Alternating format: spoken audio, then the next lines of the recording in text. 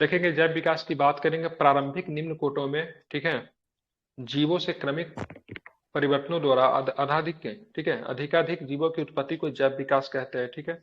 जीव जंतु की रचना कायिक एवं रासायनिक, भूर्णीय विकास, वितरण आदि के विशेष क्रम और आपसी अबंध के आधार पर, ठीक है, सिद्ध हुआ है। सिद्ध हुआ कि जैव विकास हुआ है, ठीक है। और बात करेंगे जैव विकास के संबंध में, ठीक है, चार वैज्ञानिक के नाम ध्यान में। सबसे पहले लैमार्क, डार्विन, बायलेस और बीजमैन।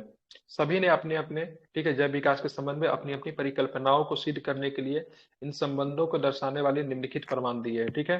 किस किसने दिए हैं? चारों वैज्ञानिक के नाम क्या है? लैमार्क है, डार्विन है, बैलेस है और क्या नाम है? बीजमैन है, ठीक है। अब देखिए बिल्कुल। वर्गीकरण, ठीक है, ध्यान में रखें। वर्गीकरण से प्रमाण, तुलनात्मक शरीर रचना से प्रमाण, अवशेषों अंगों से प्रमाण, संयोजकता जंतुओं से प्रमाण, ठीक है। उसके बाद पुंजता से प्रमाण, तुलनात्मक भौर्णिकी से प्रमाण, इसी तरह के 12 प्रमाण है, ठीक है। अब इसी सब पे देखेंगे कौन सा प्रमाण दिया, इससे प्रश्न कभी कभी पूछा जाता है। सबसे पहले समजात अंग, जिसको होमो लोगियस ऑर्गन कहते हैं। क्या होता है? ऐसे अंग जो विभिन्न कार्यों के लिए, ठीक, उपयोजित हो जाने के बाद काफी असमान दिखाई देते हैं, परंतु मूल रचना एवं भ्रूणीय परिवर्धन में समान होते हैं, समजात अंग कहलाते हैं। जैसे सील के फ्लीपर, चमगादड़ के पंख, घोड़े के अगली टांग, ठीक है, बिल्ली का पंजा, ठीक है, मनुष्य के हाथ की मौलिक रचना एक जैसी होती है, ठीक है। ये सबके सब क्या है? ये समजातीय अंग है, ठीक है। इन सभी में, ठीक है, हुमरेस, रेडियो, अल्ना, काल्पस, मेटाकाल्पस आदि अस्थियां होती है। इनका भौरणिकीय विकास भी एक सा ही होता है, परंतु इन सभी का कार्य अलग अलग होता है। जैसे सील का फ्लीपर किस लिए प्रयोग होता है? सील का फ्लीपर तैरने के लिए, ठीक है। सील का फ्लीपर किस लिए प्रयोग होता है? तैरने के लिए, ठीक है। चमगादड़ का पंख किस लिए प्रयोग होता है? तो उड़ने के लिए। किसके लिए होता है? उड़ने के लिए। घोड़े उड़ने की टांग किस लिए प्रयोग होता है? ठीक है, दौड़ने के लिए। मनुष्य का पकड़ने। हाथ किस लिए प्रयोग होता है? वस्तु के पकड़ने के लिए। लेकिन सारे के सारे मतलब क्या है? समजात अंग के उदाहरण है। किसके उदाहरण? ये सारे के सारे समजात अंग के उदाहरण है, ठीक है। अब ये समराप हो गया। अब आते हैं समरूप अंग आते हैं। कौन सा आते हैं? समरूप अंग, ठीक है। अगर पूछेगा इनमें से कौन सा समजात अंग का उदाहरण है, तो बता दीजिएगा। सील के फ्लिपर है, चमगादड़ के पंख है, घोड़े की अगली टांग है, ठीक है, बिल्ली का पंजा है, वह मनुष्य का हाथ क्या है? मनुष्य के हाथ की मौलिक रचना की बात करेंगे तो समजात अंग का है, ठीक है। समझाते यही हैं। एग्जाम्पल पूछा जाएगा, ठीक है। अब आते हैं समरूप में आते हैं। ऐसे अंग जो सामान्य कार्य के लिए उपयोजित हो जाने के कारण समान दिखाई देते हैं, परंतु मूल रचना एवं भ्रूणीय परिवर्धन में भिन्न होते हैं, ठीक है। समरूप अंग कहलाते हैं। जैसे तितली, पंछी, चमगादड़ के पंख उड़ने का कार्य करते हैं और देखने में एक समान लगते हैं, ठीक है, परंतु इन सभी की उत्पत्ति अलग अलग ढंग से हुई है। तितली के पंख की रचना शरीर भित्ति के भंज के द्वारा होता है। पंछियों के पंख की रचना इनकी अग्रपादों पर परों के द्वारा होता है। चमगादड़ की पंख की रचना, ठीक है, हाथ की चार उंगली, ठीक है, चार चार लंबी अंगुलियों तथा धड़ के बीच फैली त्वचा से होती है। मतलब सारा का काम एक ही होता है, लेकिन इन लोग की रचना क्या है? शरीर के अलग अलग हिस्सों से हुई है, ठीक है। इसलिए ऐसे अंगों को क्या बोलेंगे? समरूप अंग बोलेंगे। क्या समरूप बोलेंगे? अंग। समरूप अंग। समरूप अंग में एग्जाम्पल क्या होगा? तितली, पक्षियों तथा चमगादड़ के पंख।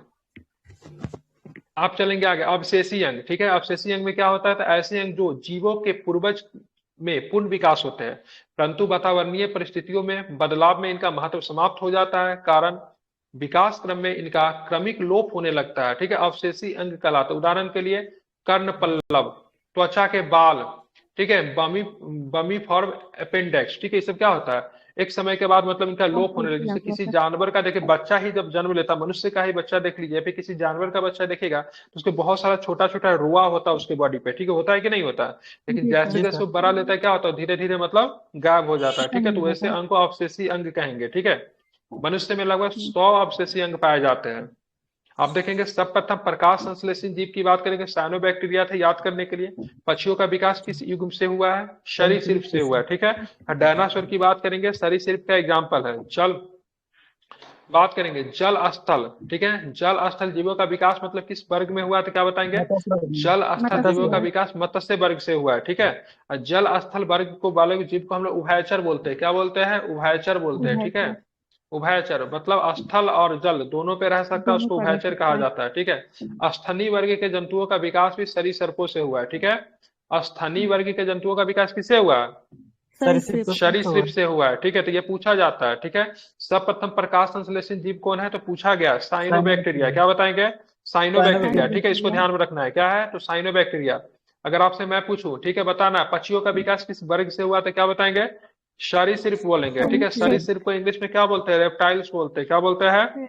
Reptiles reptile. बनते हैं। रेप्टाइल्स का क्या होता है? पैर नहीं होता, जमीन पे ऐसे ऐसे फिसलता है, नहीं, उसको रेप्टाइल्स बोला जाता है, रेंगता है, ठीक है। जल जैसे स्थल सांप। जीवों का विकास, जल स्थल, हाँ, रेंगता है मूल जमीन पे। जल स्थल जीवों का विकास किस वर्ग से हुआ? तो मत्स्य वर्ग से हुआ है। कैसे हुआ है? मत्स्य वर्ग से, ठीक है। स्थलीय वर्ग के जंतुओं का विकास किस वर्ग से होता है? सरीसृपों से हुआ है। अब आप देखिए जीवाश्म क्या होता है, तो अनेक अनेक ऐसे प्राचीन प्राचीन प्राचीन काल जीव एवं पादपों के अब से जो हमारी पृथ्वी में पर विद्वान थे, परंतु बाद में समाप्त अर्थात विलुप्त हो गए, अब भूपटल के चट्टानों में परिलक्षित मिलते हैं, ठीक है। उन्हें जीवाश्म कहते हैं। जीवाश्म के अध्ययन को क्या बोलते हैं? प्लेंटियोलॉजी, या फिर मतलब क्या बोलते हैं? जीवाश्म विज्ञान कहते हैं। एग्जाम में क्या पूछा? प्लेंटियोलॉजी पूछा जाता है, ध्यान में रखेंगे। उसी का हिंदी अनुवाद क्या होता है? जीवाश्म विज्ञान होता है। अब यहाँ पे जैव विज्ञान का सिद्धांत किसने किसने दिया? प्रमुख साइंटिस्ट का नाम देखेंगे, जैव वैज्ञानिक जिन्होंने बहुत सारे सिद्धांत दे रखे हैं। तो जैव विकास के संबंध में अनेक सिद्धांत प्रतिपादन किए गए, जिनमें से लैमार्कवाद, डार्विनवाद और उत्परिवर्तनवाद प्रमुख है, ठीक है। अब इसके सीधे सीधे पूछा जाता है, बताओ लैमार्कवाद, डार्विनवाद तो पता है, लेकिन उत्परिवर्तनवाद का सिद्धांत किसने दिया? किसने दिया था उत्परिवर्तनवाद का सिद्धांत? बिल्कुल, हुगो डिब्रीज ने दिया था, बिल्कुल। लैमार्कवाद तो लैमार्क नहीं दिया होगा, लेकिन लैमार्क की पुस्तक पूछ लिया जाता है। किस पुस्तक में लैमार्कवाद ने अपने लैमार्कवाद सिद्धांत दिया? तो लैमार्क का सिद्धांत 1809 में उनकी पुस्तक किसमें आया था? Philosophic zoology. क्या नाम है? Philosophic zoology. किसकी पुस्तक है फिलोसॉफिक जूलॉजी? क्या बताएंगे? बिल्कुल, लैमार्क की पुस्तक है, ठीक है। इसमें प्रकाशित हुआ। इस सिद्धांत के अनुसार जीवों एवं इनके अंगों में सतत बड़े होते रहने की प्राकृति प्रवृत्ति होती है। इन जीवों पर वातावरणीय परिवर्तन का सीधा प्रभाव पड़ता है, ठीक है। इनके कारण जीवों के विभिन्न अंगों का उपयोग घटता बढ़ता रहता है, ठीक है। घट भी जाता है, बढ़ भी जाता है। अत्यधिक उपयोग की जाने वाले अंगों का विकास अधिक एवं कम उपयोग की जाने वाले अंगों का विकास कम होने लगता है। सिंपल से विकास, अपना दोनों हाथ को लीजिए। अगर आप राइट हैंडेड है, तो आपका राइट हैंडेड में ज्यादा ताकत महसूस होगा। किसी भी काम करने के लिए, भारी सामान उठाने के लिए राइट हैंड का प्रयोग करते होंगे, करते हैं कि नहीं? मनुष्य करता है कि नहीं करता है? जो लेफ्ट हैंडेड है उसके विपरीत में वो बाएं हाथ का प्रयोग ज्यादा करता है, ठीक है। अब जैसे देखेंगे जिराफ की बात करेंगे या फिर कैमल, जिराफ की बात करेंगे, तो जिराफ अपना भोजन को प्राप्त करने के लिए गर्दन के उठा के पेड़ से, मतलब टहनी, पेड़ ऊंचा हो गया, जी सर। पेड़ ऊंचा हो गया, तो जिराफ को पेड़ को खाने के लिए, पेड़ के पत्ते को खाने के लिए गर्दन को उठाना पड़ा, इसलिए उसका गर्दन क्या हो गया? लंबा हो गया। लंबा हो गया, ठीक है। इस अंगों के काम या अधिक उपभोग का सिद्धांत भी कहते हैं, मतलब अधिक उपभोग का सिद्धांत, जिसका ज्यादा आप लोग प्रयोग करते हैं। इस प्रकार जीवों द्वारा उपार्जित लक्षणों की वंशगति होती है, जिसके फलस्वरूप नई नई जातियां बन जाती है। उदाहरण के लिए जिराफ का गर्दन लंबा होना। उपार्जित लक्षणों के अध्ययन का टोंटोलॉजी कहते हैं। कौन सा लॉजी कहते हैं? क्या बताएंगे? टोंटोलॉजी कहते हैं। क्या कहते हैं? टोंटोलॉजी कहते हैं। तो ये हो गया लैमार्कवाद। लैमार्कवाद कहता है कि भाई साहब, मतलब सिंपल सी बात, अधिक उपयोग की जाने वाले अंगों का विकास अधिक एवं कम उपयोग की जाने वाले अंगों का विकास कम होगा, ठीक है। मतलब उपयोग के आधार पर अंगों का, जीवों का विभिन्न अंगों का उपयोग घटता बढ़ता रहता है। ये कौन सा सिद्धांत कहते हैं? लैमार्कवाद। लैमार्कवाद ने इस सिद्धांत को अपने किस पुस्तक में दिखाया था? फिलोसॉफिक जूलॉजिक नामक पुस्तक में दिखाया, 1809 में दिखाया, ठीक है। Simple question. आगे चलते हैं डार्विनवाद। जैव विकास के संबंध में डार्विनवाद सर्वाधिक प्रसिद्ध है। डार्विन को पूरा पूरा पुरावशेष महानतम अन्वेषक कहा जाता है। चार्ल्स डार्विन की बात करेंगे तो 1831 में बीगल नामक विश्व सर्वेक्षण जहाज से पूरे विश्व का भ्रमण किया। तो चार्ल्स डार्विन ने पूरा विश्व का भ्रमण किया था, किस जहाज से किया था? कि जहाज का नाम क्या था? बीगल, ठीक है। जहाज के नाम की बात करें, बीगल था। डार्विनवाद के अनुसार सभी जीवों में प्रचुर, ठीक है, संतानों उत्पत्ति की क्षमता होती है। अतः अधिक आबादी के कारण प्रत्येक जीवों को अपनी आवश्यकताओं की पूर्ति हेतु दूसरे जीवों को जीवंत पर्यंत संघर्ष करना पड़ता है। ये संघर्ष सजातीय, अंतरजातीय एवं पर्यावरणीय हो सके। सजातीय का मतलब क्या? मतलब अपने में, ठीक है। अपने में अगर हो रहा है तो सजातीय है, ठीक है। अंतरजातीय का मतलब दूसरे जाति में। पर्यावरणीय का मतलब पर्यावरण से भी संघर्ष करना पड़ता है। दो सजातीय जीव आपस में मिलकर बता रहा हूँ, दो सजातीय जीव आपस में बिल्कुल समान नहीं होते। ये भिन्नताएं इनके, ठीक है, जनकों के वंशानुक्रम में होता है। जैसे मान लीजिए कि सिंपल सा बात करें, दो इंसान के आपस में समान हो सकता है क्या? कभी नहीं हो सकता है, ठीक है। एक ही परिवार में बच्चा जो जन्म लिया, तो दो भाई ही आपस में समान नहीं हो सकता। किसी का मस्तिष्क तेज हो सकता है, किसी का मस्तिष्क कम हो सकता है। ये एक तरह से हो गया सजातीय अंतर करना, ठीक है। सब कुछ कम ठीक ही है, लेकिन फिर भी क्या, दोनों में अंतर है। और कुछ भिन्नताएं जीवन संघर्ष के लिए लाभदायक होती है, जबकि कुछ अन्य हानिकारक भी होती है। जीवों में विभिन्नताएं पर्यावरणीय दशाओं के अनुकूल होने पर वे बहुमुखी जीवन संघर्ष में सफल होती है।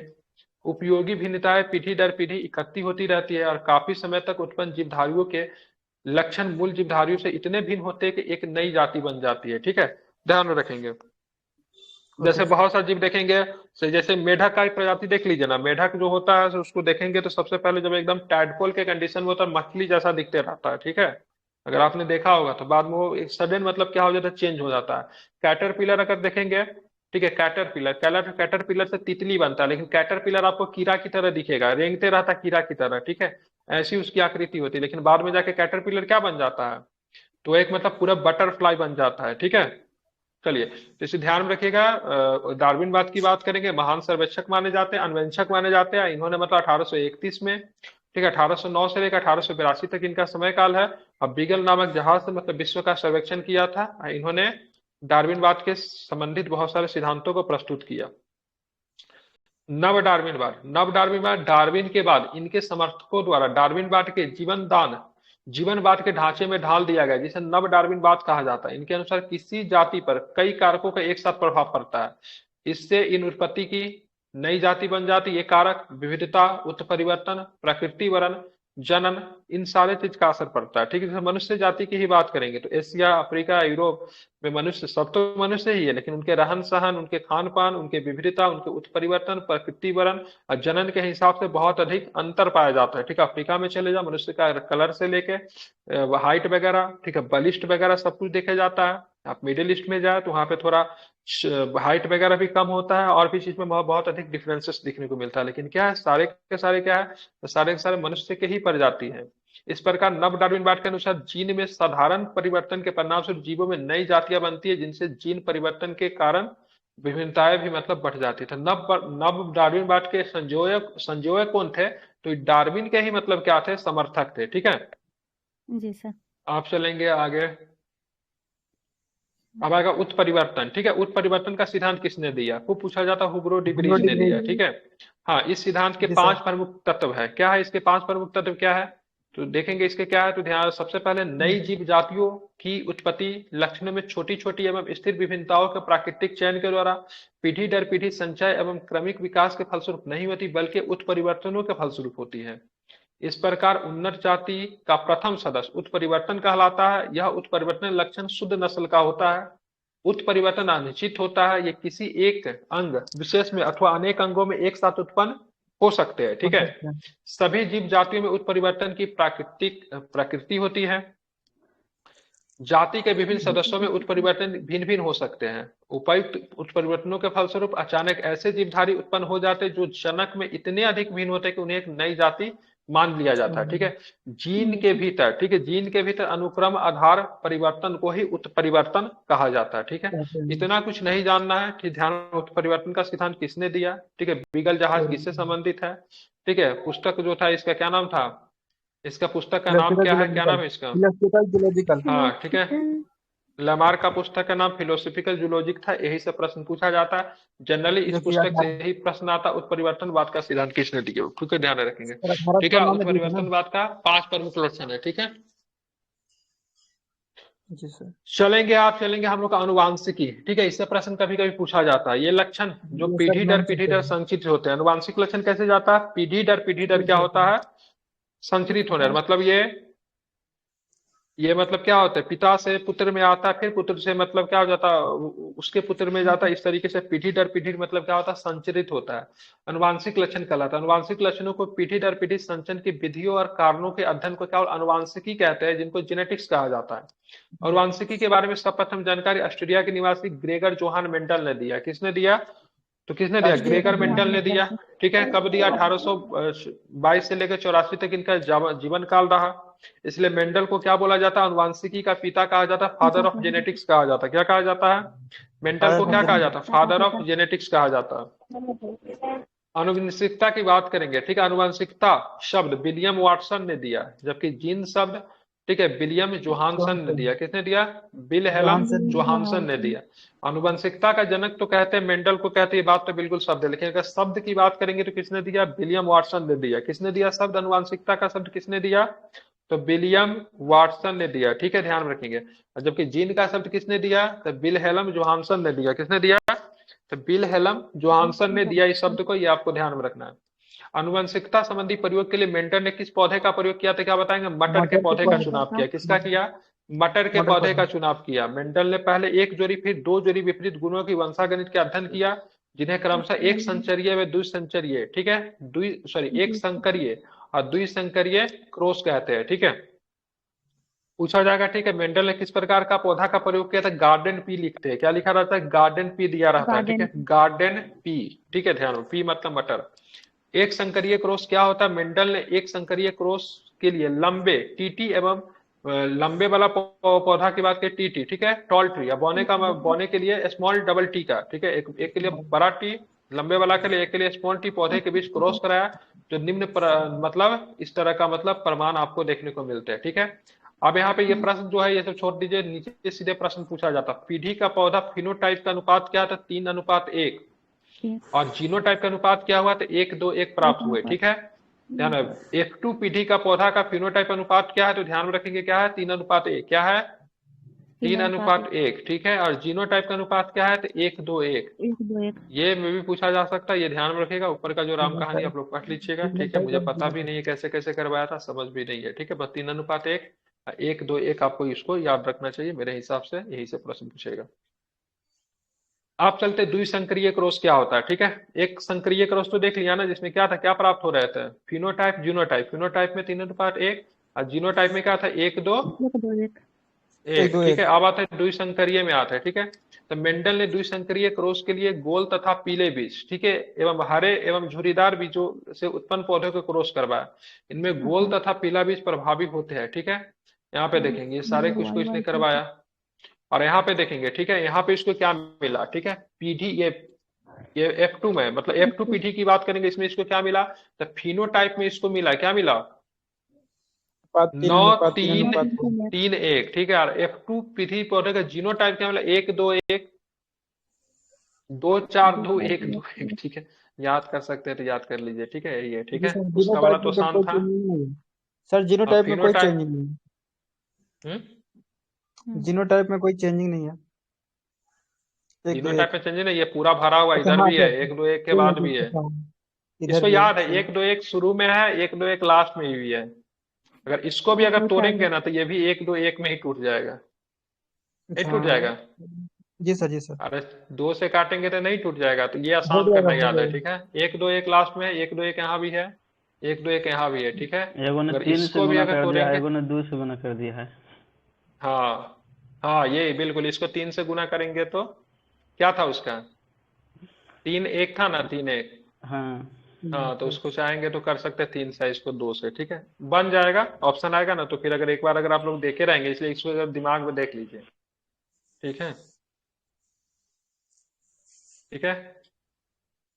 चलिए, अब आता था गुणसूत्र के ऊपर बात कर लेते हैं, ठीक है। ध्यान में रखिएगा, सबसे पहले मनुष्य के गुणसूत्र पे ही बात करेंगे। मनुष्य का गुणसूत्र की संख्या कितनी होती है? 46 होती है, ठीक है। कितनी होती है? 46 होती है, ठीक है।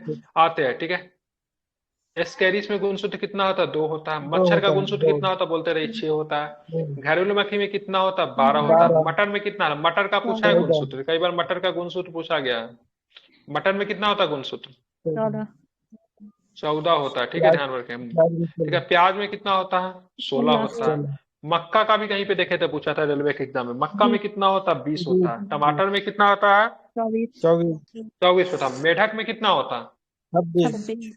26 होता है। नींबू में कितना होता है? 18 और 36 दोनों, 18। 18 26। दूना 36, ठीक है। नींबू में कितना होता है?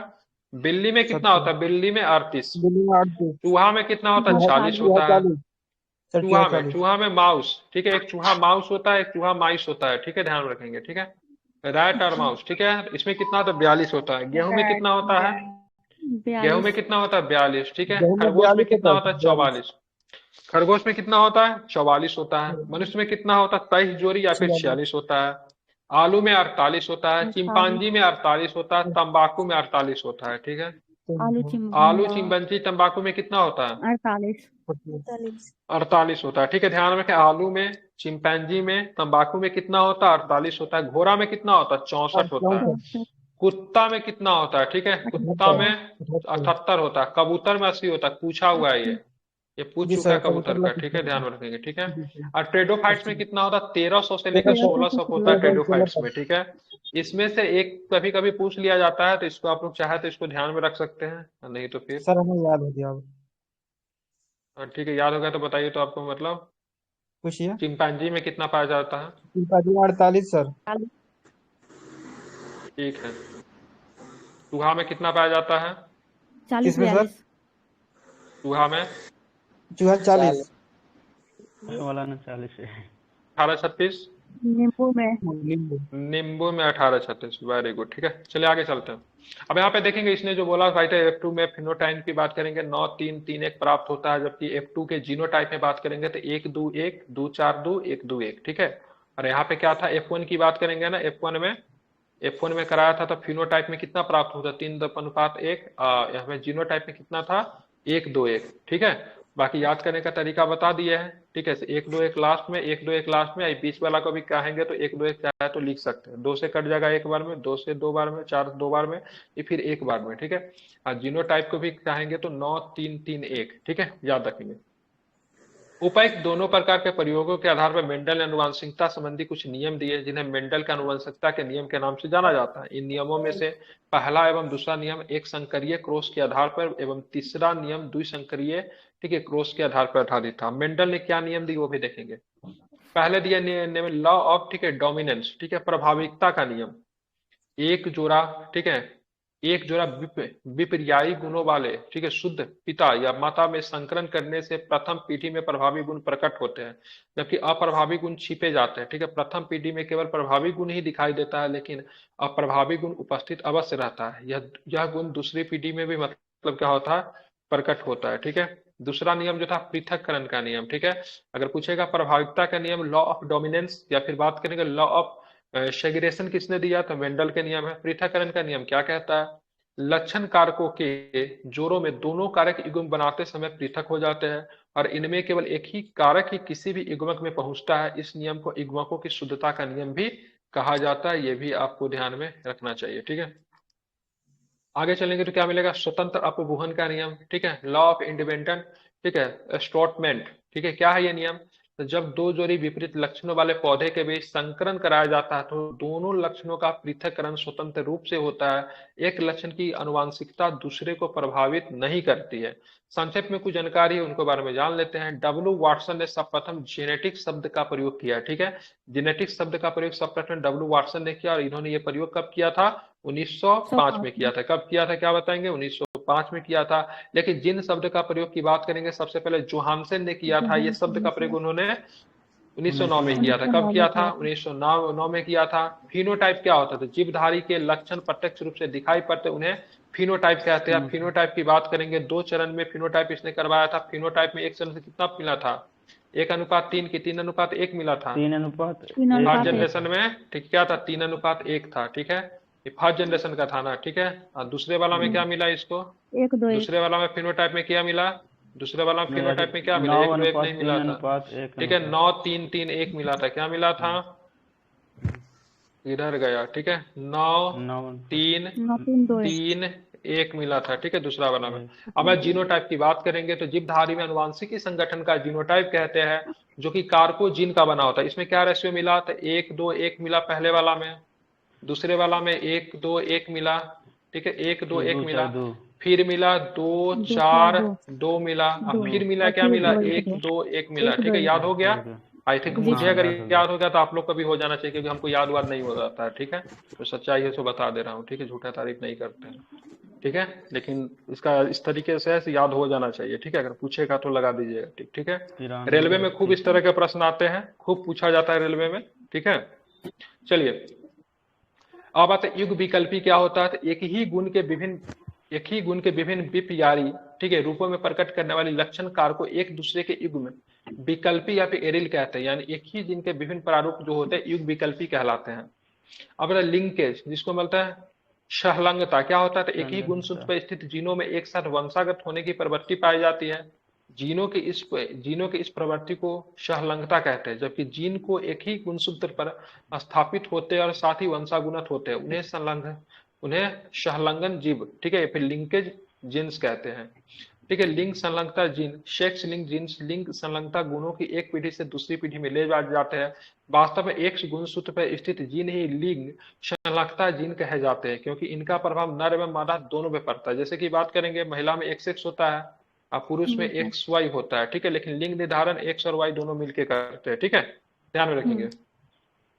लिंग संलग्नता की सर्वप्रथम विस्तृत व्याख्या किसने की? तो मॉर्गन ने की। किसने की? मॉर्गन ने की थी। तो मॉर्गन। लिंग संलग्नता की सर्वप्रथम विस्तृत व्याख्या किसने की? मॉर्गन ने की, ठीक है। मॉर्गन। मनुष्य में कई लिंग संलग्न गुण होते हैं, जैसे रंग वर्णाढाता। रंग हम्म। वर्णाढाता किसे? माता की तरफ से आती है नहीं, या पुरुषों में होता है। गंजापन की बात ठीक है। करेंगे, हीमोफीलिया की भी बात करेंगे, ठीक है, वंशागुणित रोग है, ठीक है, मायोपिया हो गया, हाइपरमेट्रोपाया हो गया, ये सारे के सारे, ठीक है। लिंग संलग्नता गुण स्त्रियों के अपेक्षा पुरुषों में ज्यादा प्रकट होते हैं, ठीक है, मतलब स्त्री में कम होता है, पुरुषों में ज्यादा होता है, ठीक है। जैसे मायोपिया हो गया, हीमोफीलिया हो गया, ठीक है, ये सब ज्यादातर जो गुण जो है मतलब इसको हायर तो कोई और करता है, ठीक है, इसको मतलब महिलाओं की तरफ से भी आ सकता है, ठीक है, लेकिन होता पुरुषों में है, ठीक है, ध्यान रखेंगे। जिम्मेवार पुरुष अब ज्यादा आते होते हैं बिल्कुल मानव आनुवांशिका, इनसे प्रश्न बनते हैं ह्यूमन जेनेटिक्स से। तो गुणसूत्र की बात की, जिसको क्रोमोसोम कहते हैं, गुणसूत्र को क्या कहते हैं? क्रोमोसोम कहते हैं। इसका नामकरण डब्ल्यू वाल्टियर ने कहा। किसने किया? डब्ल्यू वाल्टियर ने कहा। अभी हम लोगों ने सबका गुणसूत्र के बारे में पढ़ा था, जिनमें मुख्यतः अगर मनुष्य की गुणसूत्र की बारे में बात करेंगे तो 23 जोड़ा गुणसूत्र मनुष्य में पाया जाता है, जैसा कि आप सभी लोग जानते हैं, ठीक है। गुणसूत्र जी में सर। पाए जाने आनुवांशिक पदार्थ को क्या कहते हैं? जेनेटिक्स। जीनोम कहते हैं। क्या कहते हैं? जीनोम कहते हैं, हाँ ठीक है। जीन इन्हीं गुणसूत्रों में पाया जाता है, ठीक है। जीन किन गुणसूत्रों में पाया जाता है? जीनोम में पाया जाता है। जीनोम में। गुणसूत्रों के बाहर जीन यदि कोशिका द्रव्य के कोशिकांगों में होती है तो उन्हें क्या बोलता है? प्लाज्मा जीन कहते हैं। क्या कहते हैं उसको? तो उसको प्लाज्मा जीन कहते हैं। 1956 में एस बेंजर के द्वारा जीन की आधुनिक विचारधारा दी गई। इसके अनुसार जीन के कार्य की इकाई सिस्ट्रॉन, उत्परिवर्तन की इकाई क्या होता है? म्यूटन होता है, ठीक है। इंपॉर्टेंट है, याद कर लीजिए। जीन के कार्य की इकाई क्या होता है? तो क्या बताएंगे? जीन की कार्यात्मक इकाई सिस्ट्रॉन। उत्परिवर्तन की इकाई क्या होता है? न्यूट्रॉन। म्यूटॉन होता है, म्यूट्रॉन होता है, ठीक है। संयोजन की इकाई क्या होता है? तो क्या संयोजन की इकाई? रेकॉन होता है, ठीक है। तो ध्यान में रखना है, उत्परिवर्तन की इकाई म्यूट्रॉन होता है, ठीक है। कार्य की इकाई की बात करेंगे सिस्ट्रॉन होता है, और एक आपने क्या बताया? रेकॉन। रेकॉन किसकी इकाई होता है? संयोजन की इकाई रेकॉन होता है, ठीक है। अब मनुष्य में कितने प्रकार आवश्यक अमीनो एसिड पाया जाता है? कई बार एग्जाम में पूछा जाता है, क्या होता है, कितने प्रकार के? ठीक है, ध्यान रखेंगे, ठीक है, 20 प्रकार का। अमीनो एसिड किसके निर्माण में सहायक होता है? अगर ये भी प्रश्न अगर आपसे पूछ दिया जाएगा तो बताएंगे कि नहीं बताएंगे? क्या बनाते हैं अमीनो एसिड? तो अमीनो एसिड प्रोटीन बनाते हैं, ठीक है, ध्यान रखेंगे। कितने प्रकार के आवश्यक अमीनो एसिड पाया जाता है? ध्यान रखेंगे, 20 प्रकार के, ठीक है। 20 प्रकार के। अब बात करें अर्थन कोनबर्ग ने, ठीक है, अर्थन कोनबर्ग 1962 में डीएनए, ठीक है, डीएनए पॉलीमरेज नामक एंजाइम की खोज की। इसकी सहायता से डीएनए का संश्लेषण होता है, ठीक है। तो आपको बताना है डीएनए पॉलीमरेज नामक एंजाइम की खोज किसने की? तो क्या बताएंगे? कोनबर्ग ने की। किसने की? क्या बताएंगे? कोनबर्ग ने की, ठीक है, कोनबर्ग ने की। और कब की? तो क्या बताएंगे? कोनबर्ग ने कब की? ठीक है, ध्यान रखेंगे, तो 1962 में की, ठीक है। ये आपका बताएंगे डीएनए पॉलीमरेज नामक एंजाइम का प्रयोग कहाँ पे होता है? तो आपको ये बताना है डीएनए संश्लेषण में इसका प्रयोग किया जाता है। किसमें किया जाता है? तो डीएनए के संश्लेषण में, ठीक है। और डीएनए का फुल फॉर्म भी बता दो, क्या होगा? Deoxyribonucleic acid. वेरी गुड, ठीक है, डीऑक्सीराइबो न्यूक्लिक एसिड होता है, ठीक है। अब आते हैं मनुष्य में लिंग निर्धारण, ठीक है। तो मनुष्य में लिंग निर्धारण करने के लिए कितने जोड़े गुणसूत्र पाए जाते हैं? 23 जोड़े या फिर 46, ठीक है। प्रत्येक संतान को, ठीक है, प्रत्येक संतान को समजात गुणसूत्रों की प्रत्येक जोड़ी का एक गुणसूत्र अंडाणु के द्वारा माता के साथ तथा दूसरा शुक्राणु के द्वारा पिता से प्राप्त होता है, ठीक है। शुक्र जनन में अर्धसूत्री विभाजन के द्वारा 2 प्रकार के शुक्राणु बनते हैं, आधे हुए, जिनमें 23 जोड़ी का एक्स गुणसूत्र आता है, अर्थात 22 प्लस एक्स। क्या होता है? 22 प्लस एक्स, ठीक है। क्या होगा?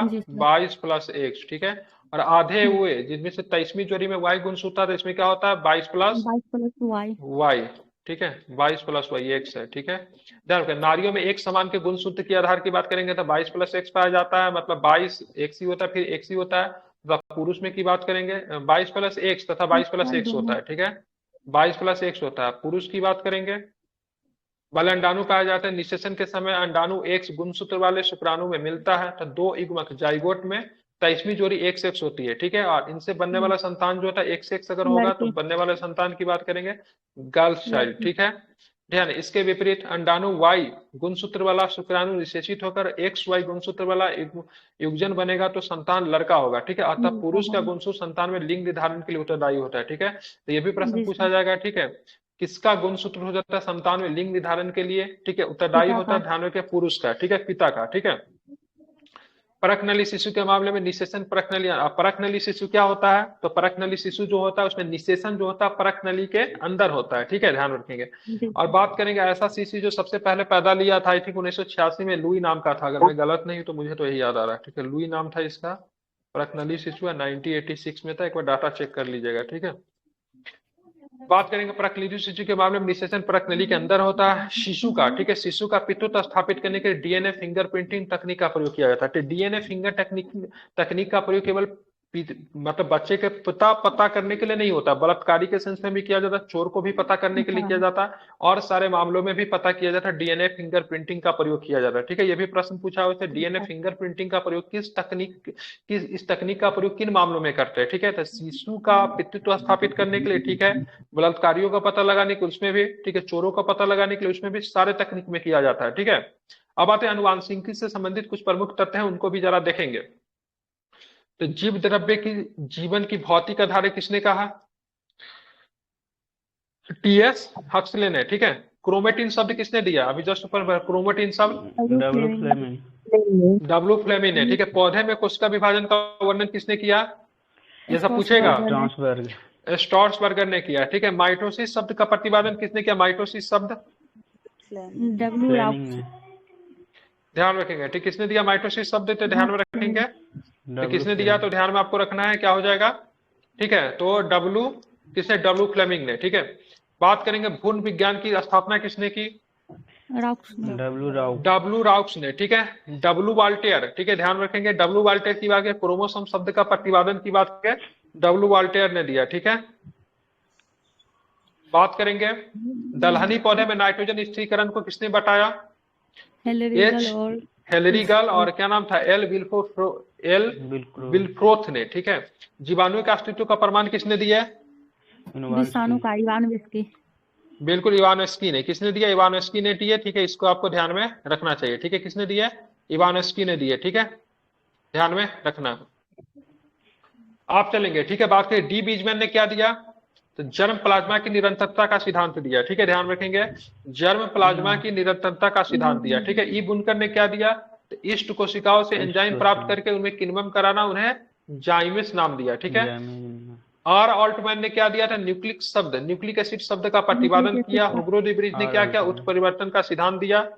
कार्ल एडिशनर की बात करेंगे, रक्त वर्गों का पता लगाया, ठीक है। टवर्ट ने क्या किया था, जीवाणुभोजी, ठीक है, बैक्टीरियोफेज की खोज की, ठीक है। तो एक बार इसको सभी लोग फिर से पढ़ लीजिए, मैं इसको बोलता हूँ, सभी लोग पढ़िए इसको।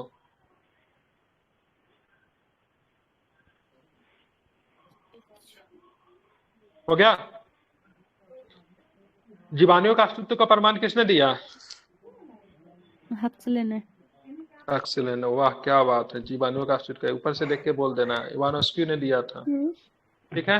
जीव द्रव्य का दिया था। उत्परिवर्तन का सिद्धांत किसने दिया था,